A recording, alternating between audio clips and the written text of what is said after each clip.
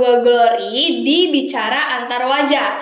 Nah, gue di sini bakal angkat topik yang super duper seru banget, yang lagi marak banget nih di kalangan netizen Indonesia kayak gitu. Nah, yang pastinya juga nih ya, gue di sini nggak bakal sendiri. Gue di sini bakal sama teman-teman gue yang cantik-cantik ini nih ya. Ada Monik. Halo semuanya, gue Monik. Dan juga ada Nixie. Halo semuanya, nama gue Nixie. Boleh dong tepuk tangannya dulu. Oke, terima kasih ya sudah hadir di podcast gue di sesi hari ini nih, yang bakal ini mungkin relate gitu ya sama kita nih sebagai perempuan gitu ya, yang sudah remaja kayak gitu. Nah, kira-kira gue bakal tanya dulu nih ya, kesibukan kalian berdua nih belakangan ini apa aja nih? Kalau gue kan sekarang masih kuliah dan gue juga lagi seiringin sambilan ngeliat berita sih apa yang viral di tahun ini, di bulan ini gitu. Up to date ya, berarti pasti lo cocok banget nih ya sama kasus yang bakal gue angkat ini nih. Nah, selanjutnya nih, kalau Nixie gimana nih? Kalau gue belakangan ini juga gue kuliah, sama belakangan ini gue ada kerja sampingan gitu sih, jadi lumayan buat tambah-tambah uang jajan. Wis, asik. Nah, juga nih gue mau tanya dong, kalian pernah punya pacar atau lagi ada di dalam situasi pacaran nih? Kalau gue sekarang jomblo ya. Oh, jomblo nih, temen-temen jomblo. Kalau gimana nih? Gak ada. Oh, ya ini udah sold out ya, ini nggak boleh nih. Nah, selama kalian juga pasti udah punya mantan nih ya, udah pernah menjalani hubungan, bukan cuma sama pasangan, mungkin sama temen gitu ya. Kalian pernah nggak sih ada dihadapin di hubungan yang toksik? Pernah nggak? Gue pernah. Pernah. Sama mantan? Yang mantan. Mantap. Kalau lo gimana? Gue juga pernah sama mantan, tapi bedanya mungkin toksiknya itu karena gue yang buat sih. Oh, jadi bisa dibilang lu pelakunya gitu? Bisa dibilang. Nah, hati-hati teman-teman. Nah, oke. Dari situ nih ya, kalau lu kan jadi korbannya nih ya, kalau Monik kan jadi korban. Nah, apa sih yang lu rasain selama menjalani toxic relationship itu? Kalau keluar takut. Keluar rumah tuh takut kalau misalkan gue kurang padahal gue lagi diri sendiri gitu. Terus kalau misalkan ketemu orang tiba-tiba gue kena mungkin mukul atau something tuh gue juga takut kayak gitu. Oh, jadi kayak lu lebih ke kalau ketemu orang tuh bawaannya tuh takut orang tersebut tuh bakal ngelakuin hal yang dilakuin sama mantan lu itu gitu ya. Padahal juga orang tersebut belum lu kenal, bahkan baru lu ketemuin di jalan itu gitu. Nah, terus kalau lu gimana? Apa yang lu perbuat nih? Coba pengakuan dosa dulu nih. Oke, sebenarnya waktu gue sama mantan gue itu ngelakuin sesuatu hal yang kurang enak lah. Gue kurang suka. Tapi bukannya gue ngobrol sama dia masalahnya itu apa, gue malah diem aja. Gue malah mendem itu sendiri dan gue jadi istilahnya jadi nggak mau ngobrol sama dia sama sekali sampai beberapa hari ke depan. Dan itu menurut gue yang itu bikin jadi toksik sih. Kayak jatuhnya kayak lu silent treatment ke dia gitu. Benar, kali ya. benar. Nah, terus kalau buat kalian berdua nih, kan tadi kalian udah dihadapin di toxic relationship itu ya. Nah, apa sih rasanya, kayak ada trauma kah atau ada kayak gimana nih? Boleh coba ceritain dong. Kalau gue karena korban pasti sih punya trauma ya gitu. Kayak tadi yang udah lu ceritain itu ya, lu jadi takut gitu ya untuk keluar gitu ya. Sama kalau misalkan nih gue punya pacar lagi gitu ya, dan emang ternyata love language-nya dia physical touch, itu gue juga udah takut sih. Jadi takut takut dia main tangan lagi. Terus kalau misalkan gue pergi, gue harus buru-buru banget, kayak dia nggak suka nungguin gue gitu. Misalkan gue lagi lihat baju atau something gitu, ya itu jadi trauma terbesar gue sih untuk sekarang gitu. Sedih banget ya. Waduh, ini POV dari korban, dan gue juga akan tanya juga nih ya pastinya ke POV dari pelaku gitu. Gimana nih kalau lo? Kalau gue sih, kalau misalnya trauma sih gak ada ya, apalagi gue pelaku kan. Tapi kalau misalnya bisa dibilang apa sih yang susah untuk kedepannya di gue? Nah itu tuh yang susah tuh cara gue ngerubah sikap gue buat pasangan gue selanjutnya, kayak pasangan gue yang saat ini, gue banyak banget berubah gitu-gitu sih. Pokoknya kalau misalnya ketika lu dihadapin posisi itu kan lu pasti mikir ya, oh ternyata hubungan gue tuh toksik banget ya, ternyata gue nyakitin orang ya, dan lu akhirnya mau berubah kayak gitu. Nah, dari hubungan itu akhirnya lu bisa menjalani hubungan yang baru lagi, yang lebih baik lagi pastinya kan. Nah, itu juga nih buat tips teman-teman, kalau misalnya teman-teman nih ya udah merasa kalian tuh ternyata sikap dan perkataannya atau tindakannya tuh nyakitin orang gitu ya, buru-buru langsung berubah, jangan ada di zona nyaman doang, langsung buru-buru untuk apa ya, introspeksi diri kayak gitu, jangan dipendam-pendam terus seperti itu. Nah, topik hari ini tuh sedikit menyangkut tentang toksik dan trauma nih ya. Gue bakal bacain kalau kita ini bakal bahas tentang trauma wanita di Sumedang usai berusaha lepas dari pacarnya yang toksik. Jadi buat teman-teman tonton terus. Kita bakal lanjut ngobrol nih ya terkait dengan kasus yang bakal kita angkat untuk perbincangan kita hari ini. Nah, sebelumnya kan tadi lu udah cerita nih Monik ya, kalau misalkan lu pernah ada di situasi menghadapi orang yang toksik, terus traumanya, rasanya kayak gitu kan. Nah, menurut lo dari kasus ini, dari sisi psikologisnya apa sih yang lu lihat? Kalau bagi gua, pas gua lihat kasus ini itu ngelihatnya tuh korbannya udah terlalu lama ada di posisi pola kontrol, kayak jadi kehidupan sosialnya tuh dibatasin gitu, maupun di dalam ataupun di luar gitu.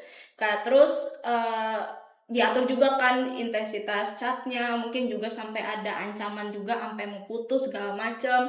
Itu dari semua itu juga bisa ngeciptain cycle of fear dan kehidupannya dia, makanya korban juga ada di pola nyaman itu dibandingkan dia harus keluar di pola nyaman tersebut gitu. Iya betul kan. Nah itu juga yang gue denger juga dari teman-teman gue yang pernah mengalami toksik itu, dia tuh merasa kalau misalnya dia mau lepas tuh kayaknya berat banget gitu ya. Betul. Di samping daripada dia merasa akan ada pola yang akan berbeda, yang tidak ada rasa nyaman juga itu, dan juga yang pastinya dia takut gak sih untuk dapetin serangan balik dari si pelaku kayak gitu kan? Iya betul banget, karena yang gue juga lihat orang yang toksik ke pasangannya itu juga mereka kehilangan kontrol gitu, jadi makanya mereka punya pola agresif ke pasangan gitu. Betul. Nah kalau dari lu Nix nih, menurut tuh kalau dari komunikasi gitu ya, apa sih yang salah dari mereka berdua ini? Menurut gue banyak sih ya, karena salah satunya si korban ini ngerasa capek, tapi malah diserang balik, jadi jatuhnya playing victim gitu sih. Betul. Iya, gue juga sering nih yang tadi gue bilang, kalau gue tuh sering dengar dari teman-teman gue gitu ya, curhat-curhat ke gue kayak gitu, kalau misalnya sebenarnya tuh mereka mau jujur ke pasangannya apa yang mereka rasain, apa yang mereka lagi pendam gitu ya, lagi dipikirin gitu kan, tapi tuh mereka takutnya kayak tadi gitu ya, bakal ditwist, bakal diserang balik, bakal jadi playing victim. Betul? Benar. Nah, Itu kejadian banget sih, karena korban-korban itu ngerasa lebih aman kalau misalnya dia diem dibandingkan jujur gitu. betul. Nah, gue juga merhatiin banget ya, kadang kan kalau misalnya orang yang dengar kalau ada teman kita yang jadi korban toksik ini, selalu bilang kan, kenapa lu nggak putus aja, kenapa lu nggak pergi aja dari dia kayak gitu kan. Tapi sebenarnya kan mereka nggak tahu ya apa yang dirasain korban gitu ya, sebagai korban tuh gimana rasanya, susahnya lepas dari toksik ini. Betul nggak sih? Betul, karena si korban tuh juga udah banyak tuh traumanya, bisa dibilang ada trauma bonding, ketakutan, tekanan sosial tuh jadi satu. Makanya pasti korban susah banget untuk pilih keputusan kayak kenapa lu udahan aja sih atau enggak kayak gitu. Nah sebelum lanjut nih, gue juga bakal ajak lu semua buat minum minuman favorit gue hari ini nih, sebelum dengerin ya, supaya mood lu makin bagus sepanjang hari dan juga sepanjang dengerin podcast gue gitu ya. Jangan lupa untuk minum teh pucuk harum yang bisa lu dapetin di Alfamart ataupun di warung-warung ya yang ada di sekitaran lu. Ya jangan lupa untuk minum teh pucuk harum ini. Gue bakal minum nih. Enak loh. Nah, kita udah mulai masuk ke sesi-sesi seru nih, karena kita bakal bahas tentang teori-teori yang sudah kita pelajari nih di komunikasi interpersonal yang akan kita kaitkan sama kasus yang barusan kita ungkap tadi gitu. Nah, gue mau nanya dulu nih ke Nixi. Coba deh, menurut lo transaksional model ini ya, dari transaksional model maksud gue itu kenapa bisa jadi penting untuk ngejelasin dinamika toxic relationship yang ada di kasus tadi? Menurut gue transaksional model itu komunikasi dua arah yang terjadi bareng-bareng. Tapi kalau untuk kasus yang tadi transaksinya itu nggak seimbang dan bikin korban itu ngerasa nggak nyaman, tapi ditangkap sama si pelaku ini lu ngelawan kayak gitu sih. Jadi komunikasinya nggak seimbang. Oh ya, kayak misalkan gue ngomongnya A, tapi dia tuh nangkepnya Z gitu kali ya. Iya, dan itu terjadi berulang kali dan lama-lama pesan korban dianggap menjadi ancaman, jadi agresinya makin naik. Terus gue juga nambahin ya Glor. Jadi di dalam model ini tuh ada komponen namanya field of experience. Dia itu yang ngejelasin latar belakang pengalaman, nilai, sikap, emosi, terus juga psikolog tiap-tiap orang gitu ya, keadaannya gitu. Nah di fieldnya korban di kasus ini itu dia penuh rasa takut. Jadi sama sedangkan dari fieldnya pelaku itu dia maunya ada rasa ingin mengontrol pasangannya. Jadi dari dua sisi ini kita juga udah ngeliat kok mereka operate-nya itu beda banget gitu. Walaupun kata-katanya sama tapi maknanya banding terbalik jauh banget gitu. Oh, jadi kayak bukan cuma bahas apa yang dikatakan, tapi juga dari mana tuh si kata-kata tersebut bisa ada gitu nggak sih? Betul, contoh kecilnya deh kayak misalkan gue bilang aku mau butuh waktu sendiri nih ke pasangan gitu. Nah dari field of experience-nya korban itu dia kayak udah ngerasa capek, pengen butuh waktu sendiri. Sedangkan kalau dari fieldnya pelaku itu malah dia nganggap itu ancaman untuk buat ngontrol pasangannya sendiri gitu. Iya, gue bayang sih ya, maksudnya kayak konflik ini tuh kenapa bisa makin panas tuh bukan karena kata-katanya kasar, tapi tuh juga karena persepsinya yang berbeda, bertolak belakang gitu ya, makanya mereka udah nggak nemu nih titik dari pembahasan atau dari hubungan mereka, gitu nggak sih? Ada noise juga, bukan cuma suara, tapi gangguan psikologis kayak rasa takut, rasa trauma, dan lain sebagainya. Dan itu bikin korban itu nggak berani untuk keluar rumah. Iya, kayak menurut gue ya, itu maksudnya tuh kayak korban tuh sebenarnya mau ngomong jujur apa yang dia rasa, apa yang dia pikir, apa yang dia lagi alamin gitu ya. Tapi tuh selalu kebelit sama kayak batinnya gitu ya, selalu bilang jangan deh nanti gue dijudge lagi, jangan deh nanti gue dibentak lagi, atau bahkan bisa jadi dia si korban sampai mikir kalau misalnya dia bakal dipukul atau main fisik dari si pelaku, ya nggak sih? Iya, betul banget. Karena dari pola itulah nanti lama-lama kalau di POV korban itu jadi terbiasa kayak buat nggak jujur sama perasaannya sendiri. Karena dia udah punya mindset takut di abusive lagi gitu dari pasangan gitu. Jadi ini sesuai banget sih sama teori self monitoring dalam komunikasi interpersonal. Soal feedback di hubungan sehat itu feedbacknya jadi klarifikasi dan timbal balik. Tapi kalau misalnya di hubungan toksik itu feedbacknya itu malah jadi kayak gaslighting, terus nyerang dan ngegas. Itu sih yang bikin masalah tuh makin banyak gitu. Yang bahkan bikin sampai si korban itu jadi trauma, bukan? Benar. Nah, kalau gue bisa ringkas ya dari perbincangan kita tentang sesi materi ini, itu apa yang terjadi di komunikasi itu bukan hanya tentang kata-katanya, tapi juga dari transaksi pesan, pemaknaan, klarifikasi, dan yang terakhir itu harus adanya feedback yang sehat. Nah, tapi dalam kasus ini, menurut gue berdua nih ya, komponen apa sih yang rusak? Kalau bagi gue ya, yang gue lihat kasus ini bukan masalah soal perilaku toksiknya lagi, tapi proses komunikasi interpersonalnya dalam hubungannya mereka itu juga udah rusak banget sih bagi gue gitu.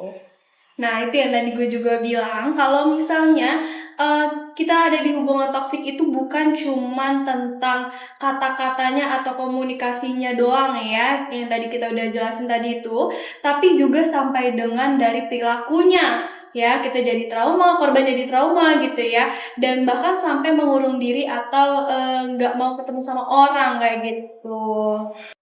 Duh, aus banget gak sih kita ngobrol udah terlalu panjang? Ya, aus banget. Nah, gue udah siapin nih minuman favorit gue, si teh pucuk harum yang ada di depan kalian, dan yuk kita nikmatin bareng-bareng.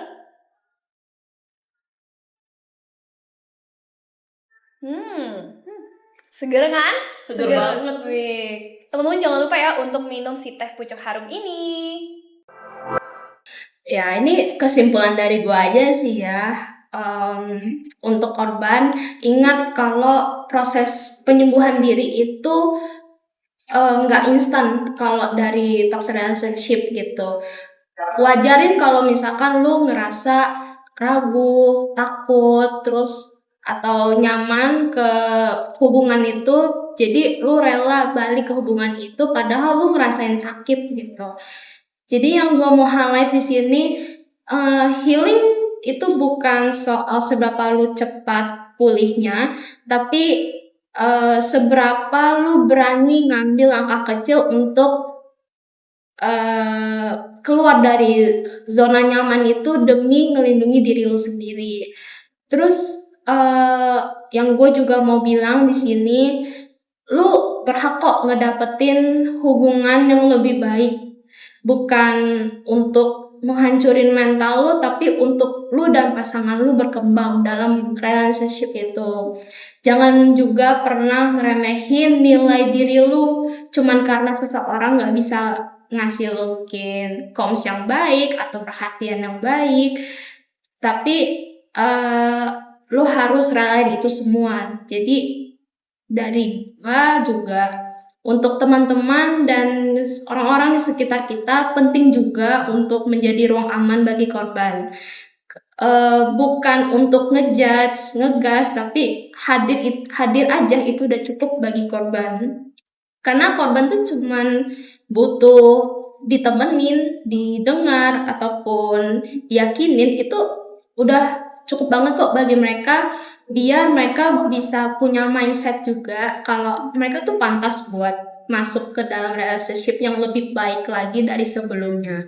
Words matter but presence matters too. So kalau misalkan lu ada di posisi itu, take your time aja, is okay kok, pelan-pelan, tapi jangan berhenti bergerak, masih banyak kok hal yang baik nunggu lu di depan. Jangan biarin juga karena toxic relationship ini lu jadi nutup peluang untuk diri lu berkembang. Jadi dari gue itu aja sih. Oke, kalau dari gua, dari sisi pelaku, sebenarnya toxic relationship itu nggak harus tentang kekerasan ya, tapi itu bisa jadi tentang komunikasi yang emang nggak jalan sama sekali. Kalau misalnya di kasus gua sama mantan gua itu pernah terjebak dalam toxic relationship. Jadi awalnya itu mantan gue ngelakuin sesuatu hal yang gue nggak suka. Jadi gue lumayan risih, gue lumayan terganggu sama apa yang dia lakuin. Tapi bukannya gue ngobrol baik-baik dan gue cari solusi bareng sama dia, gue malah ngediemin dia selama 3 hari ke depan. Alasannya itu sebenarnya simple.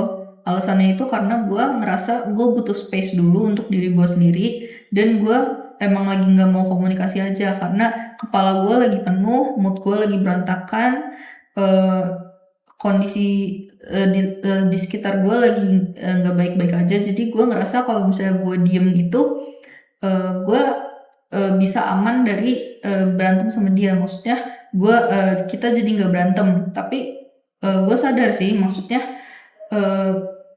dengan gue malas berantem sama dia itu malah memperburuk keadaan. Harusnya tuh emang diobrolin baik-baik, emang gak harus berantem. Tapi karena gue pas itu mikirnya kayak gitu, jadi komunikasinya kita tuh nggak ada. Apalagi kan yang kita tahu, komunikasi itu kan kunci dari sebuah hubungan. Gimana hubungannya mau jalan kalau misalkan komunikasi aja nggak ada. Jadi gue ngerasa toksiknya sih dari gue yang nggak mau buka obrolan. pesan-pesan dari dia tuh gue baca, tapi emang nggak pernah gue mau balas karena gue nggak siap sama keadaan di sekitar gue juga kayak gitu.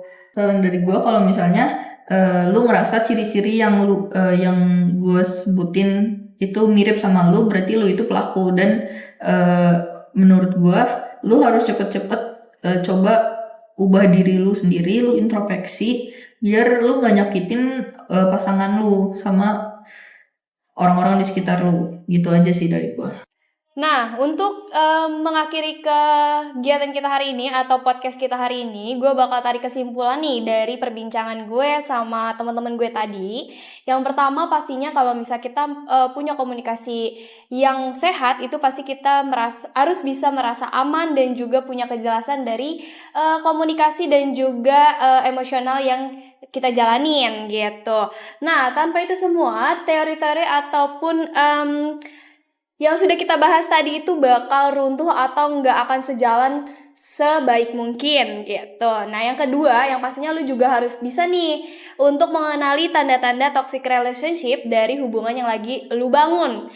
Nah, toxic relationship ini juga bisa lu kenalin dari gimana cara orang merespon emosi lu. Apakah dia mendengarkan lu dengan baik atau mungkin bisa jadi dia menyerang lu atau ngejudge lu gitu. Nah, dari situ lu juga bisa setelah mengenali itu semua, lu juga bisa tahu nih posisi lu saat ini gimana. Dan akhirnya kalau misalnya lu udah merasa ada di toxic relationship, jangan lupa untuk lu langsung keluar, cari jalan keluar gitu ya. Jangan takut ya.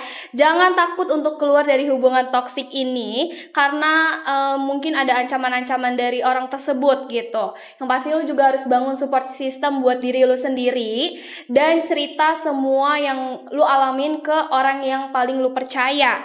Setelah itu, pokoknya ya saran dari gue, jangan lu bertahan sama orang yang cuma bisa nyakitin lu, karena yang sayang sama lu itu banyak banget. Seperti itu guys. Di penghujung acara kita hari ini, gue bakal ajak kalian untuk minum lagi nih ya, minuman favorit gue supaya mood kalian makin happy, makin senang lagi gitu ya, makin good mood lagi gitu. Nah, gue bakal ajak minum teh pucuk harum ini lagi yang kalian bisa dapetin dimanapun kalian berada nih ya, di Alfamart ataupun di warung-warung. Jadi gue bakal ajak aja nih langsung ya minum nih teh pucuk harum ini. Enak banget gak sih, seger gitu. Jadi jangan lupa untuk beli si teh pucuk harum ini ya.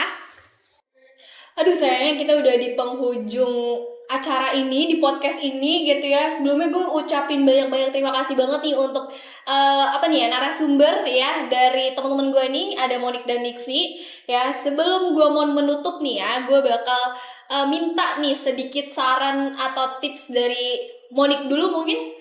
Oke, ini saran gue aja sih ya, untuk korban. Gue tahu kalian lagi menghadapi trauma, tapi yang gue mau tekenin di sini, lu juga bisa kok cerita ke temen-temen deket lu bisa minta bantuan gitu. Karena daripada lu ada di pola nyaman terus, itu bisa bikin memperburuk diri lu sendiri aja sih. Itu Iya, sih dari gue. berarti tandanya menurut lu atau maksud lu ya, gue simpulin mungkin kita harus, kalau kita udah ada di toxic relationship, jangan mau di zona nyaman terus, harus keluar dari zona nyaman, betul? Betul. Nah, kalau dari Nixie sendiri gimana nih? Buat yang nonton, kalau misalnya ngerasa ciri-cirinya ada yang kita sebutin tadi atau kita singgung tadi, berarti kalian itu adalah pelaku dan kalian harus sadar cepat-cepat dan bertobat lah. Bertobat ya, betul ya, harus mungkin buat kalian yang merasa jadi pelaku atau misalkan kalian merasa kayaknya iya ya, kok gue nyakitin orang ini ya, atau pasangan gue ya, temen gue ya gitu ya. Jadi kalian mulai coba sedikit untuk berubah gitu ya. Jangan lupa untuk berubah gitu, untuk buat nyaman dalam relationship lo, seperti itu. Mungkin kita udah sampai di penghujung hari ini nih ya, untuk di podcast hari ini ya. Mungkin kita akan lanjut lagi ke episode-episode berikutnya. See you.